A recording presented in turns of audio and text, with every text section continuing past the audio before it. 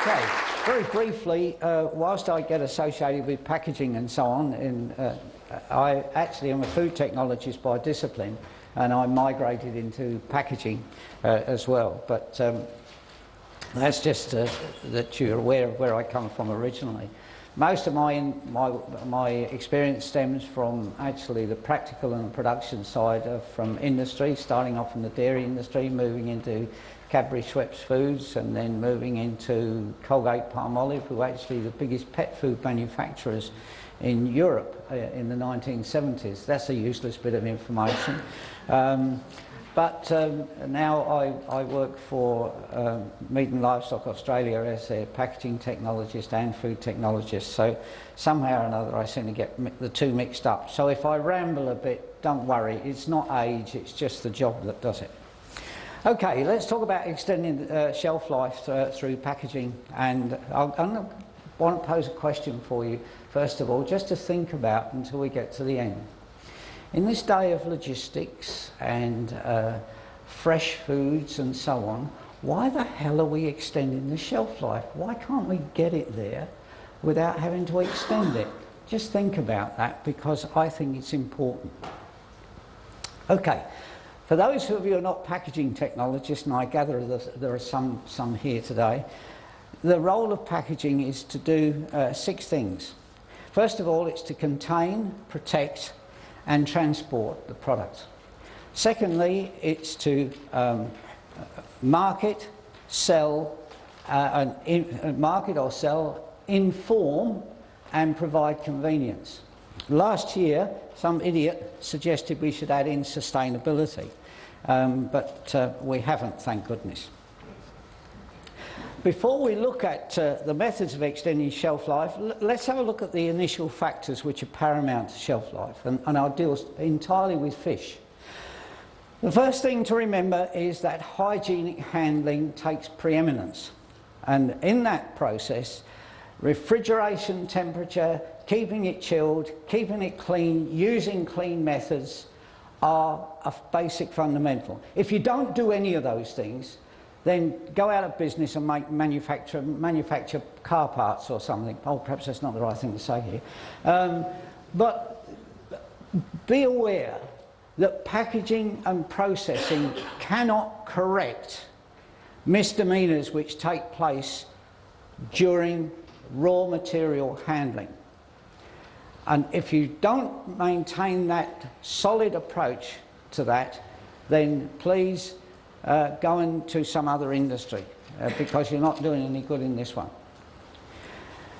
Now, in the case of fish, bacterial growth is one of the most serious things with which we have to contend.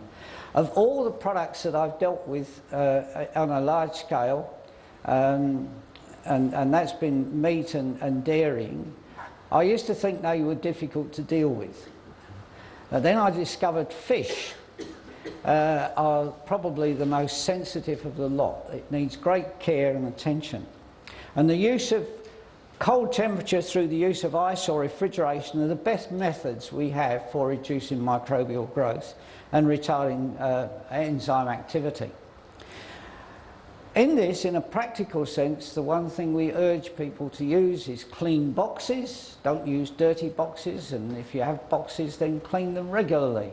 And make sure that they're kept clean, because every bit of contamination that you provide is simply going to reduce that shelf life.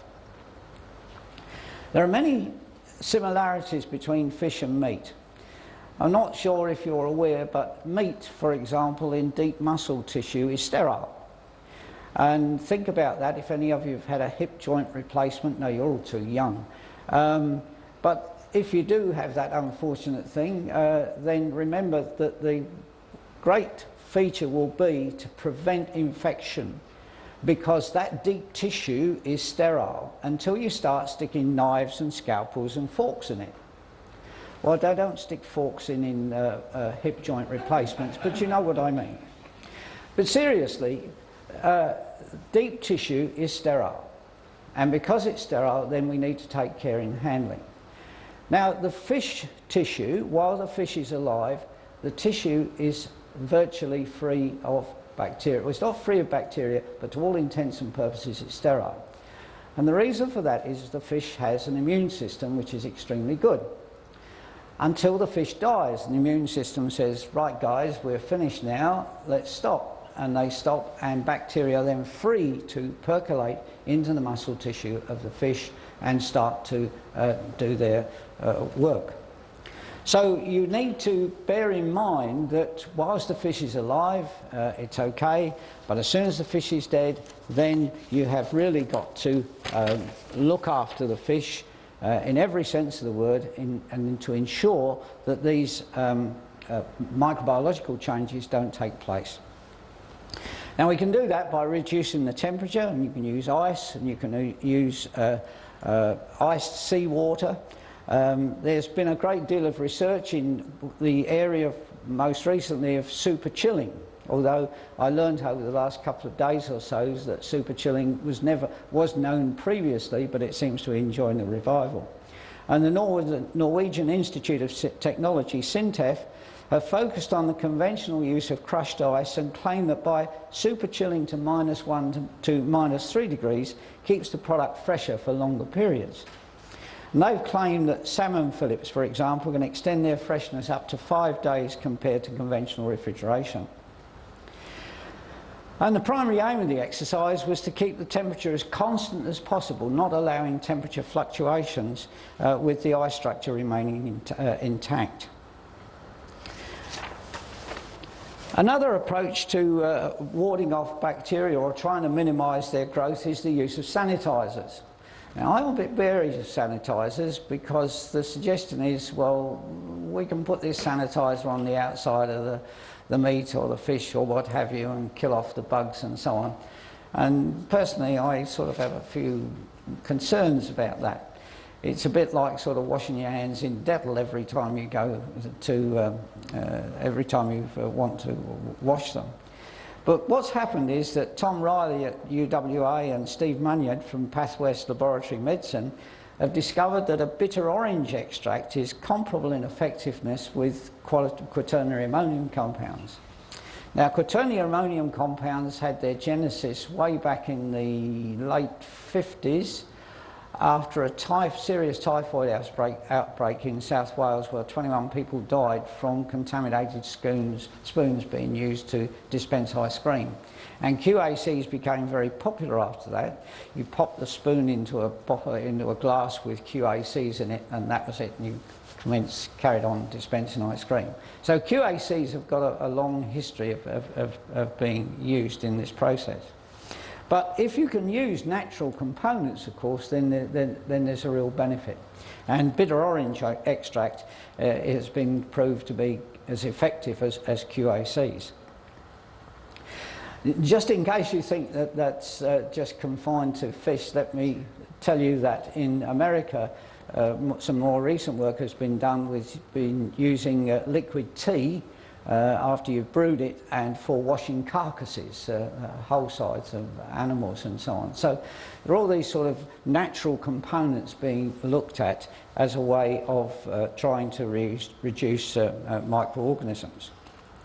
Now, the other problem that we have was, once the fish is died, is that rancidity. And so we look to try and prevent oxidation as quickly as we can. And it can be problematical with fish meat in particular, because once you break the meat up, of course, then you expose greater areas to this rate of oxidation. And in this case, the suggestion has come from the Spanish, who are interested in packaging all manner of types of fish, and they've been using white grape dietary fibre concentrate as a natural antioxidant. That's a possible use in which to stem oxidation. It's not unusual in this question of oxidation to use chemicals in a way, particularly natural substances, and to disguise what you're doing. For example, in dried potato, we add vitamin C. We don't add a vitamin C there for the benefit of giving you vitamin C. We actually put it there to protect and lengthen the shelf life of dried potato.